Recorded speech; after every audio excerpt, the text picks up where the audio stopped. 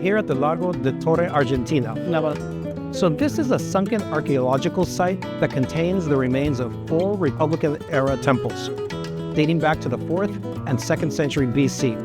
So this site was uncovered in 1927 during Mussolini's urban renewal efforts.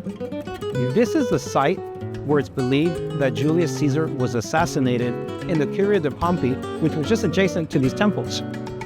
Caesar wasn't killed in the Roman Forum as many people believe, but he was stabbed here by senators as he was walking into just what was supposed to be another regular meeting.